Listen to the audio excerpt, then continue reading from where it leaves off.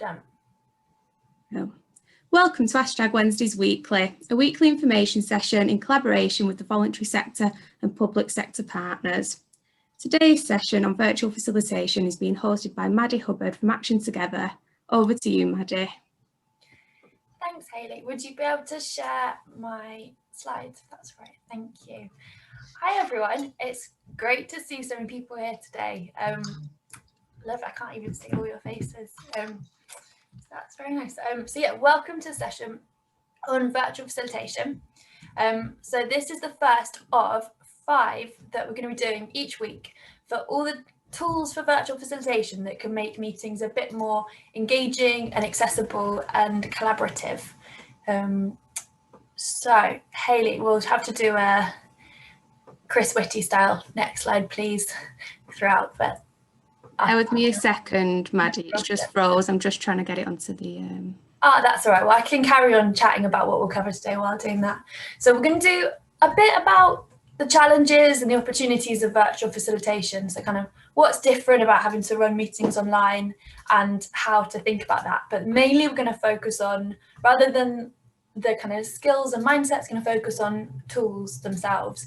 And today it's about remote whiteboards. So those are kind of free computer programs which can mimic post-it notes and flipchart and all the things that you might kind of go for if you're running a regular workshop when we used to be able to meet in person. And at the end, there'll hopefully be a bit of time for questions. Hayley, if we are struggling with slides, we could just go for the introductions and breakout rooms now and come back for the slides in a bit. If that that's a great idea. Great. So in the breakout rooms, just going to send you off for 5 minutes to introduce yourselves and kind of a bit about why you're here today. I'll just spot the chat. Yes, definitely we'll get the slides after as well. But so a big part of good kind of facilitation and being able to kind of do this stuff well is knowing what it feels like to be in meetings where there's good collaboration or where there is. Again, I'm just going to mute. It might need to be muted. So in the breakout rooms, as well as kind of a bit of an introduction, if you have a start to think about meetings where you've happened virtually over the last kind of year or so, where there's either been kind of a really good experience of collaboration or a really bad experience, and try and think about what made the difference when you were being facilitated by someone else. So we're going to send you off for 5 minutes to chat about that. So your experiences of virtual meetings and when this is done well or badly, and then we're going to come back together into that. And Hayley, if we click the open all rooms, you should get an invitation now. And happy to do tech support if anyone isn't sure about joining breakout rooms. About why tools are helpful with virtual facilitation. And I just want to share a bit of my experience about what's different when you're designing a session, and that helps you then think when is the right time to use different facilitation tools. So I think in terms of things that change in virtual meetings, there's just the way you design it in the first place. So you need to include much less content and factor in many more breaks. And the general rule of thumb is the 7-minute rule. Like, you never want to be talking for more than 7 minutes at a time before you add in some kind of interaction or participation, or people just switch off and they get onto their emails and they stop listening to you. The next one is about the way you facilitate it. And generally people need you to be a bit more directive with the activities you want to do with them when it's virtual facilitation. If you're in person, you can kind of be a bit vaguer and go with the energy of the room. When you can't really get that from people, then you have to kind of be more structured and tell them what you need from them in kind of more specific and directive ways. I think participants is an interesting one because we talk a lot about digital exclusion, and there are absolutely people that going to virtual excludes them because of tech skills, bandwidth, all sorts of other reasons. There's also people that are newly included in the meetings that we can run, where they've got, say, caring responsibilities or access needs that aren't met by lots of the venues that we meet in. And then finally, kind of the way we think about accessibility for our meetings needs to be different. And there's actually a brilliant blog that I go back to again and again about power and privilege and accessibility in virtual meetings that I'll share afterwards along with the slides and other resources I mentioned, because I think it's really important to remember that just because we're we're not in person, there's like lots of other considerations about accessibility. So Hayley, if you go to the next slide, I've just got a little disclaimer for you that I'm going to do before I go into the tools themselves. And that's the, next one, yeah. It's just that ultimately tech is great and is really helpful, but it's not a replacement for asking the right questions and creating an environment where people can collaborate. And actually some people hate it. So I've run sessions where I bring up a virtual whiteboard and people just find it really alienating, or they struggle to get onto it. And the more tech you add, the more barriers you create. So always be aware of the audience you're working with and what they need. There's nothing wrong with getting people to use pen and paper in the real world or other non-virtual forms of collaboration. So it's just a reminder that this definitely isn't like a one-size-fits-all thing that will suit everyone. But with that in mind, if we go on to the topic of today's webinar, which is virtual whiteboards. So first, a little bit about them, just on to the next one, about what they are and why they're useful. So they're effectively a digital version of a piece of flipchart that you can write on, draw on, put photos on, use kind of virtual post-it notes, and they create a visual record of the conversation. And just in a kind of aesthetic way, they make it more engaging and accessible because it just makes it feel a bit different from every other meeting where you're looking at boxes on a screen, and it's a bit more colourful, and for some people their brain works in a more visual way and it's helpful for them. There's also, from a kind of facilitation and getting outcomes point of view, they're really useful in that you can start kind of theming ideas and showing connections between them, so that instead of a conversation going around in circles, you can help people build on ideas and move into work in more creative ways. So today we're going to look at two different free tools that you'd use in different circumstances, and I'm just going to kind of try and give a really accessible overview of how you'd use them. So the first one is Google Jamboard. So this is kind of Google's equivalent of Google Docs, but for virtual whiteboards. So it's kind of free and quite intuitive to use if you've used any of the other Google products. And what it's particularly useful for is kind of brainstorming or helping people have a different way to contribute. So if you want everyone in the meeting to be able to type their ideas and add to a board, it's a good one because it's kind of less to learn when you start using it, and it's free to just give everyone a link and they can get onto it and have a go. So in terms of how you set one up, Hayley, if we keep going, the next slide so this is what it looks like on the homepage. If you go to Jamboard, the Jamboard website, you need to have a Google account to access it, but you can use your work email or set up a Gmail, whatever email you want to have that. And it doesn't mean there's any kind of file sharing, there's no kind of issues around. That's just so that you access the platform. And once you've logged in some way, then on the bottom right, there's that plus button, and that's how you create a new board. So on the next slide, that's what it looks like. Once you press that button, you get onto this page. And then in order to be able to help people collaborate, you need to go onto that sharing button on the top right. Yeah, exactly. And once you click that, you'll see on the next page, Hayley, thank you, is where you want to give anyone with the link access and give them editing access. So it's kind of exactly the same as a Google Doc. And once you've done that link, whenever you share it with people, they will be able to get on there, and everyone who goes will be able to add post-its and collaborate. So on the next slide, once you share the link with them, on the top left, you can give it a title. So just the name of the session or the date. And the key thing on this toolbar that you need is the one I've circled, this little post-it note sticky icon. So it's the square with the corner turned up. And pressing on that, you just get this little box and you can start putting in your ideas. You can pick the color, and it's really accessible for people to start using because it's pretty intuitive and simple and not over designed.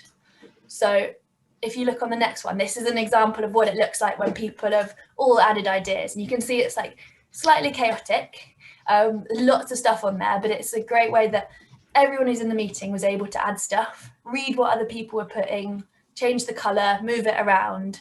And so it's quite a kind of inclusive way of just gathering lots of ideas really quickly. And it's all very well me talking about it, but I think it's important to just have a go and realize, I think partly the reason I want us to have a go now, even during the session is that feeling what it's like to have a tech platform thrown at you is useful, because then you know that if you were facilitating something, you'd have wanted more explanation about this or less about that and so on. But also then just realising that it's actually pretty simple and kind of having me here to ask questions if you need. So, Hayley, I'm going to stop you sharing screen. So I just quickly show what it looks like. So this is, when I give you the link, this is when you click on it, you're going to get to this page. So it's the Wednesdays weekly one.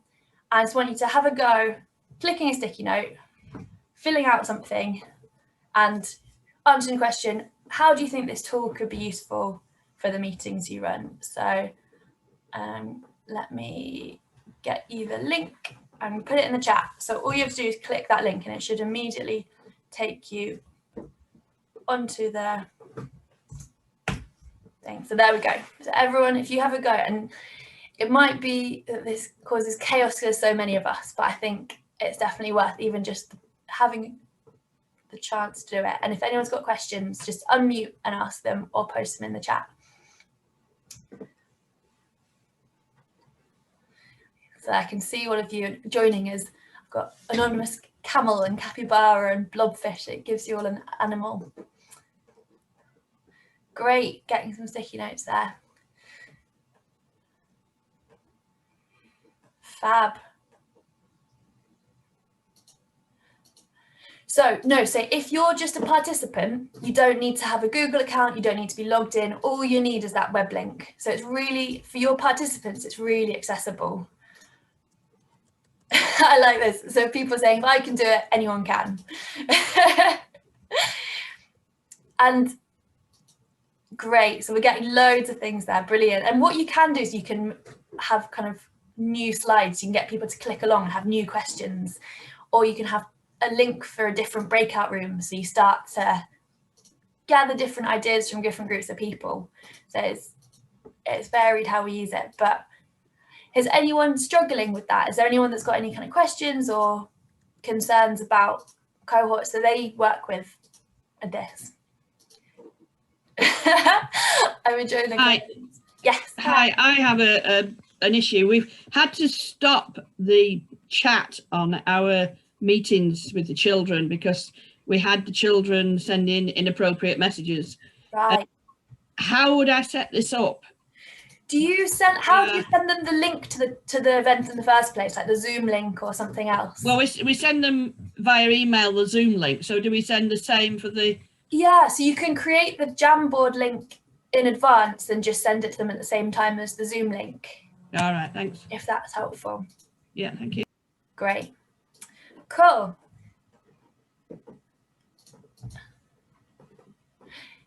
So that's looks like it's gone really well. And you can see how if you want to kind of start creating collections of ideas you could, but it's quite like it's a basic tool. It's like easy to access, but it's not gonna give you like kind of really a way to, you know, map ideas out or kind of do more complex things. So potentially I'm hearing that one person's saying that too many people are using the link, so it might be that there's a limit on user numbers, which I didn't know. Maddie, I've had an issue. I was going to put an image on, but it froze on me.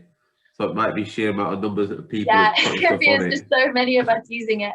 Because normally you can just copy and paste any image you want onto there as well. Yeah, that's what I was trying, but it kind of froze on me. But it's gone back out now. I can see it again, but it might be because of how many people are on it. Yeah. Okay. Well, that's a good lesson that potentially this many people is too many for it. So I've definitely used it to me. Maybe it's just this many people suddenly all at exactly the same time putting lots of ideas. So worth checking. I'll do some research and send in the kind of notes afterwards about that. Hey, could we go back to the slides? Thank you. So that's the first one I wanted to share. And that's the kind of the use for Jamboard is absolutely when you want to have a really democratic way of everyone putting ideas at the same time, everyone accessing it, asking the same question. The next one, that I'm going to talk about is Miro. So Miro is a slightly more complicated tool. I'd say it's more difficult to like figure out, though it's definitely another one that you get stuck in and have a go with it and you kind of learn as you go. But I'd say this is one that I've found when you invite people to use it, they find it less accessible. So I'd say the benefit of Miro is when you as a facilitator use the kind of templates and the better design of it and share your screen to capture the conversation as you go. And just in practical terms, it is free, but only for limited use unless you pay for it. So you can sign up and your team can sign up. You can have kind of a maximum of 3 boards on it while it's free. So that's just something to bear in mind as well in how you use it. So Hayley, if we go to the next slide. So in practice, once you make an account on Miro, you sign up, you don't need to put in any payment details, anything like that. And to make a new board is that kind of big plus sign, the new board one. And you'll see here, there's one that says on it, view only. And that's because once you've got more than 3 of these boards that they're showing there, the oldest one, you stop being able to edit unless you delete a newer one. That's just to be aware of if you're kind of starting to use it more regularly, is that you need to be careful you don't lose editing access of some of your work. So what it looks like is it's also got that post-it note symbol, the same as Jamboard. And once you click it, instead of just popping up as a text box, instead you get all these different color options. So what you have to do is you have to choose a color and click anywhere on the screen to get your post-it note up. So it's just a slightly more complicated process than Jamboard is. And on the post-it note, you just double click on the post-it note to write or edit them. And you can change how big they are, you can change the color, all those different things. So Hayley, on the next slide, another really useful thing about Miro is you can draw arrows between ideas. So if you click on a post-it, these 4 little dots appear around it, and you can click on any of them and an arrow appears. And that's useful if you kind of want to map a process or connections between things or show that something's linked to something else. The arrows are really helpful for that. And here, the next slide. And these are just a couple of useful shortcuts. Control Z, because everyone's always going to get stuff wrong. You either accidentally move huge things or you put something where you didn't need to. There's an undo button, but also Control Z works on Miro. And the one that I find really useful is Control D. So anything you click on, Control D duplicates it. So instead of having to go to the post-it note button again, you can do that. But we'll send these slides so you can kind of go back to them once you've had a play with it and see if you like it, and then remember some of the tips and tricks. But I'm just going to share screen and show a bit about why Miro is worth persevering with when it's a bit more complicated than the other one. Because I find it incredibly helpful for my work. So this is an example of what a board is. So it's kind of endlessly big, and you zoom in to whatever thing you're working on at the time. So for example, here's like a plan that I did for this week's session with like kind of, I color coded it and I thought about when there'd be participation and what questions people might ask. And just to show the stuff we already talked about, so this is clicking on a sticky note, choosing a color, clicking anywhere and writing. I can then move that around. And then I think the final thing before I just share you a link and then you can have a go is if you click anywhere, that's it. Like, that's how you move around. You click and you drag around the screen. So I click here and then I keep and click to move along. And on the board, which you can have and explore when I send you the link, is some examples of why Miro, I'd say, is kind of when you're sharing your screen or when you're developing your own work, more useful than Jamboard, because you can start mapping different things and adding to that and changing the colors. Or you can do timelines and start kind of understanding the order of things and connections between them, and you know, adding post-it notes for different actions that need to happen at various points.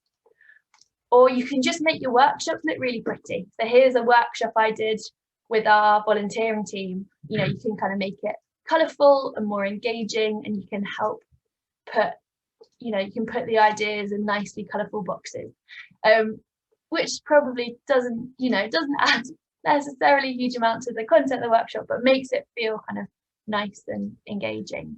So I'm going to give you a link and then you can all have a play and see what you think. And I'd be interested in everyone's different perspective.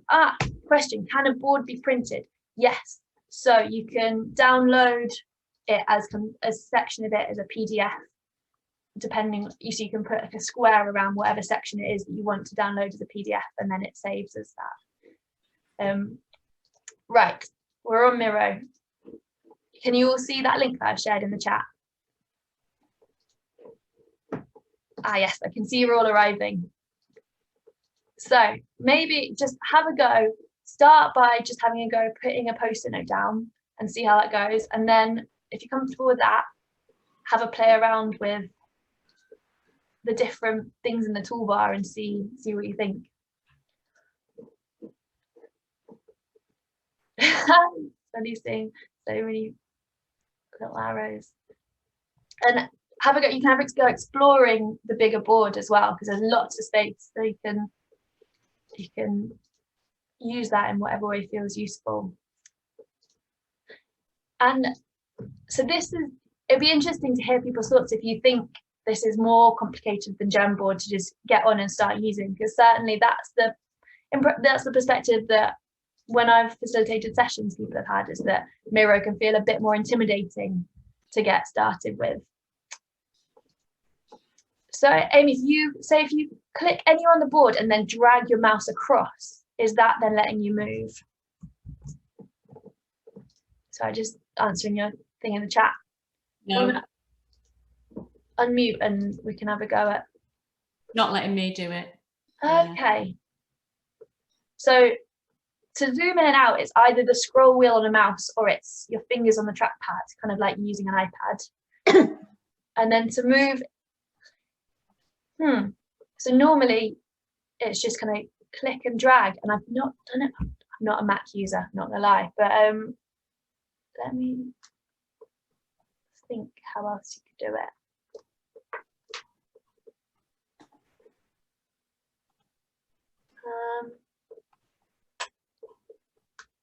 There should potentially be a map symbol to help you find where you are.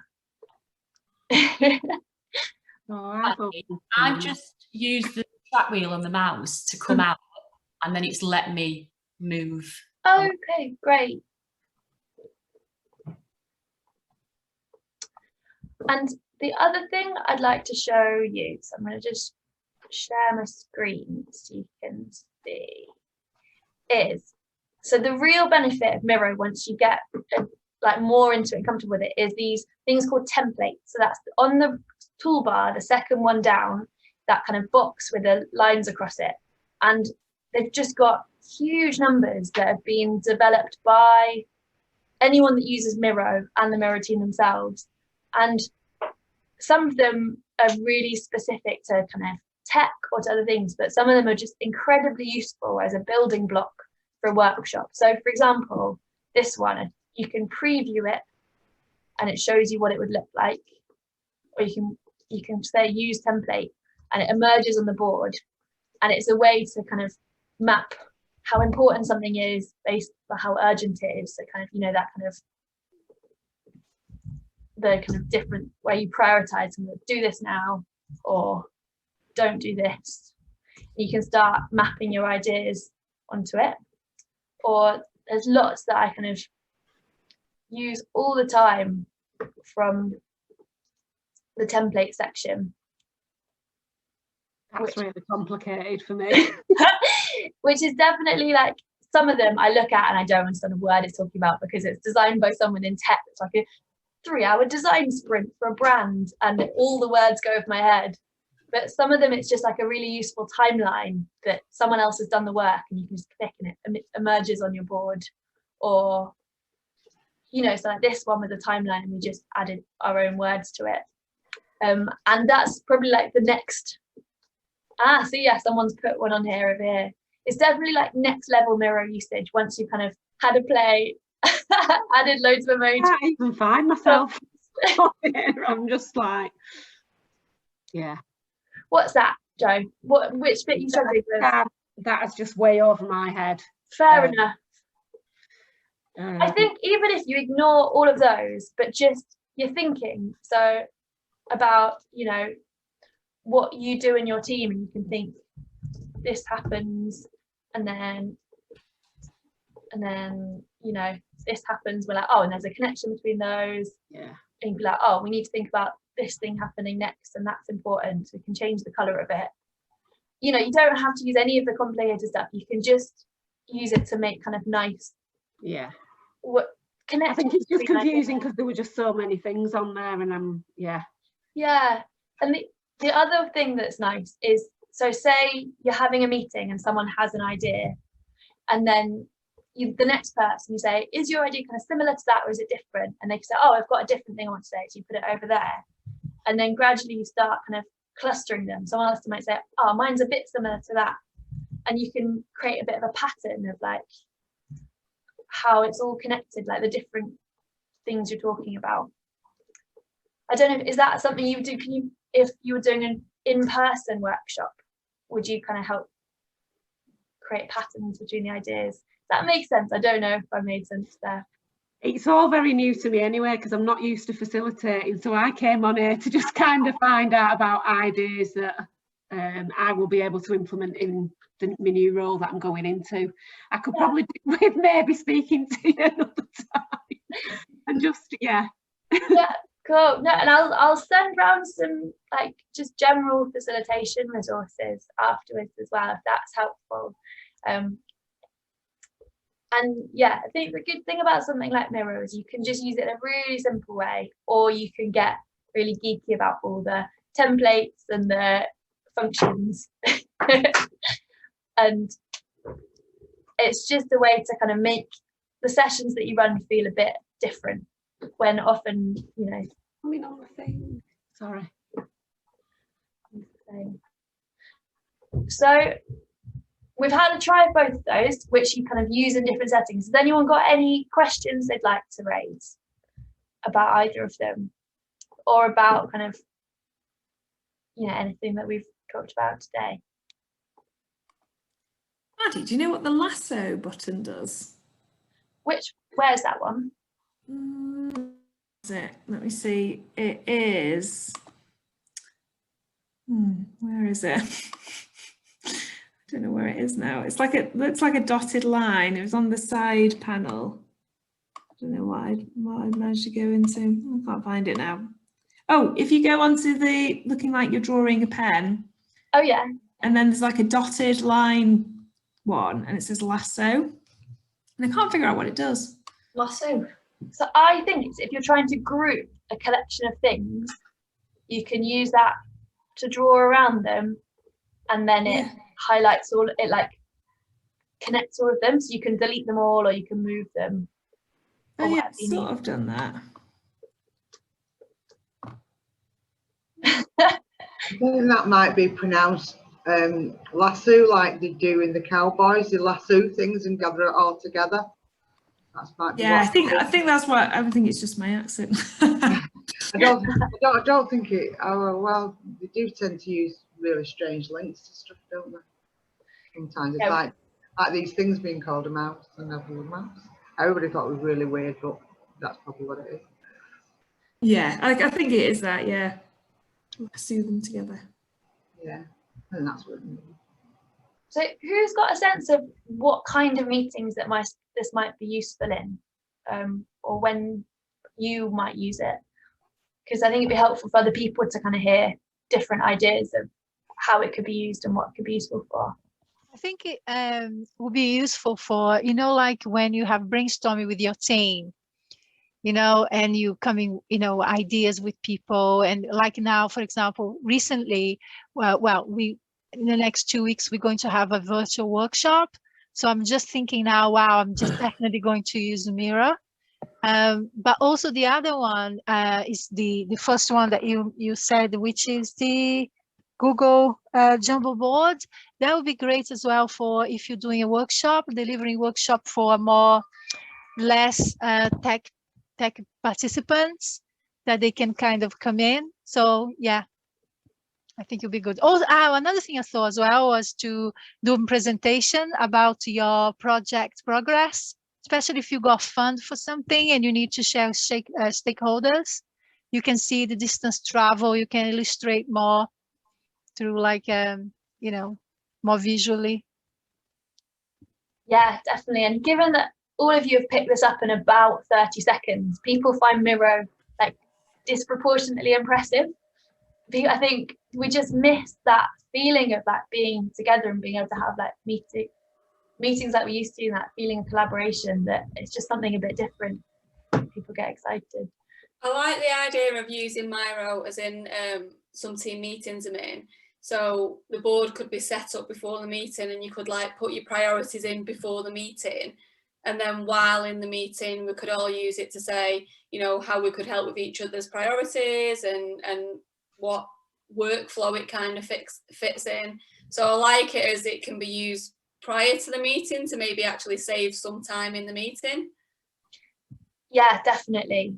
And I think that's always the case with facilitations. The best sessions, you think about what you're trying to get from it and what the big questions will help you get there, even if it's just a team meeting, like the purpose of it. Good. Oh, we're getting a screen share. There we go. Definitely. And I think I've also found it's really useful for democratizing sessions. You have some people that just don't feel confident talking in front of big groups, but that writing their ideas works really well for them. And, you know, creating space for both types of people is really helpful. Anyone else got kind of ideas of how they might use it? How we're just finding emojis. Maddie, it's Emma. I was planning on using it with a group because around business planning or planning around like where, you know, planning out on the timeline kind of thing, and where the group has been, you know, how they started, where they are now, and what are their plans for the future, and to dot them on a timeline so they can see kind of the journey and the direction they're going in. So that's why we're going to use it for. Yeah, that's a great idea. That's really nice. Cool. So it feels like I'm really enjoying the chaos of this board. I have actually never used the emojis. I hadn't found them, but it's looking great. I would just like to do a quick plug of the next in the kind of series of virtual facilitation events. So this is the first in a series of 5. It's going to be every Wednesday for the next 5 weeks. And the idea is to kind of not overload the information. So each week we're looking at a different type of tool, and we'll get the chance to try it out and ask questions and think how it would be useful. And it's just going to be a kind of a little snapshot of the kind of different types of tools that you can use for virtual sessions. The next week we're going to look at polls and word clouds. So tools to kind of, if you're in kind of bigger events or meetings, to get a snapshot of what people are thinking, what the questions they've got, how they feel about a topic, or to start to build a picture of people's perceptions of something. And they're also just kind of, there's some really nice kind of simple ways to do that and make kind of bigger sessions more collaborative. Week 3 will be creative uses of breakout rooms. So this is a little bit more facilitation-y rather than tool focused. So particularly using this set of approaches called liberating structures, about how you can help address power dynamics in groups or help them collaborate really well, and the ways that breakout rooms can help you do that and help people kind of work together in different ways. Week 4 is going to be about I've called it collaborative note-taking, but it's kind of about how as a group as a whole you take ownership of what you're doing and what you're writing, and ways that you can be more inclusive about how you record what happens in the session and your ideas. That's about using simple things like Google Slides and Google Docs to collectively develop ideas and resources and writing together. And then finally, week 5 is just a virtual facilitation clinic. So bring your challenges, bring your ideas, bring the solutions that you figured out to stuff that doesn't work, and we can kind of think it through together and maybe start to build a bit of a like bank of resources that people have found helpful, or questions that people have addressed in common that we can share with each other. Because yeah, I imagine like all of you, like I just got thrown into this a year ago when suddenly everything had to be virtual and entirely like self-taught just from reading stuff on the internet and watching YouTube or being in sessions and feeling what it's like to be facilitated. So I think learning from each other and kind of where the useful things to point each other towards is helpful. So that's the next few weeks, and you're welcome to come to any or all of them. They'll also go up on YouTube afterwards, so you can have a look at the YouTube channel if you missed them.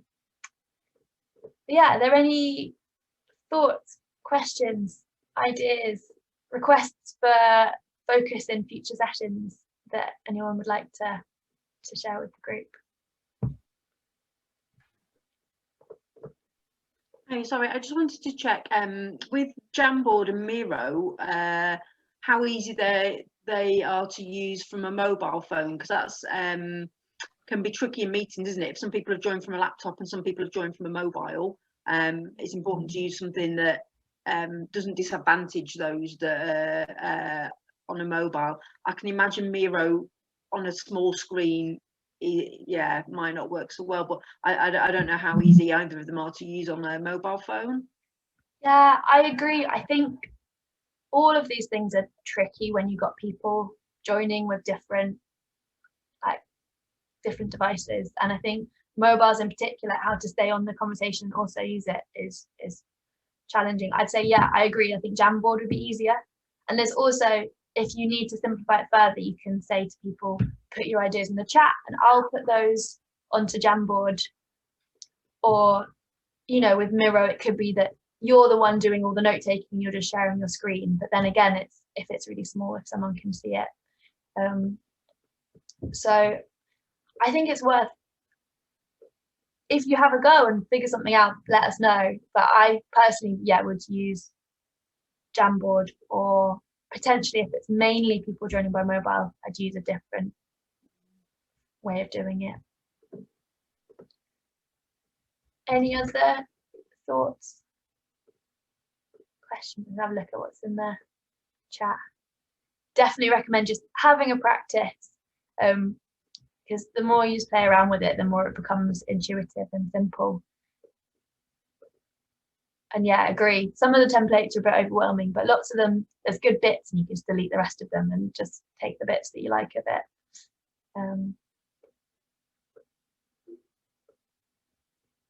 Yeah, and in terms of making sure you don't have to pay for it, the thing to be aware of is, because boards are enormous, just make sure using them for the same one for lots of different sessions, because once you pay for it, you pay like per person per month.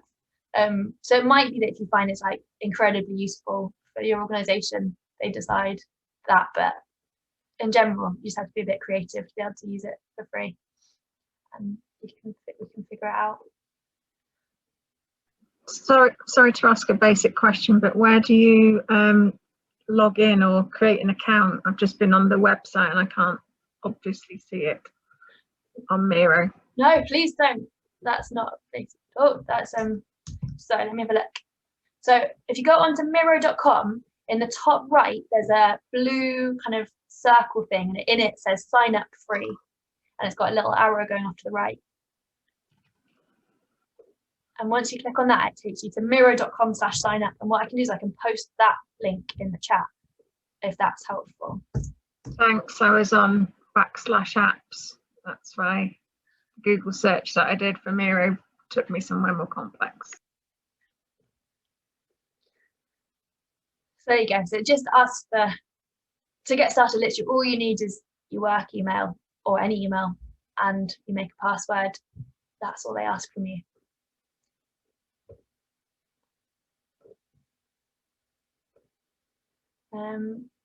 Any more questions? Simple questions, incredibly welcome. There's no need to feel like.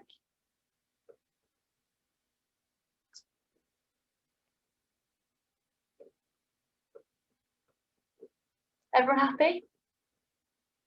Great. Well, in that case, I think let's finish 10 minutes early and give everyone more time for lunch. just to say thank you so much to Hayley for being a brilliant tech support and bringing all this together and doing the cheesy intro every time. It definitely wouldn't happen without her.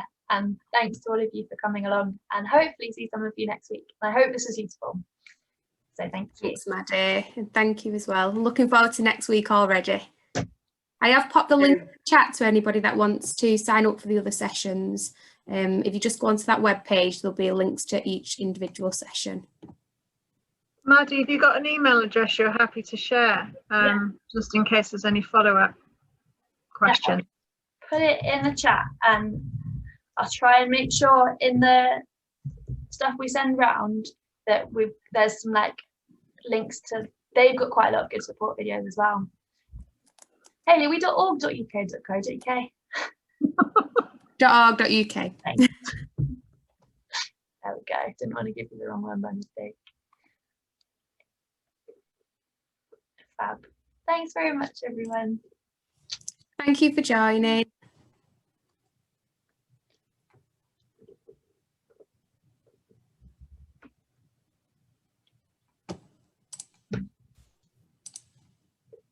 Thank you. Thank you.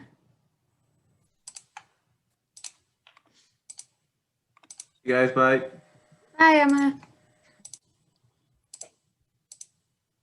Yay. On. Do you want to stop recording, Maddie, as well?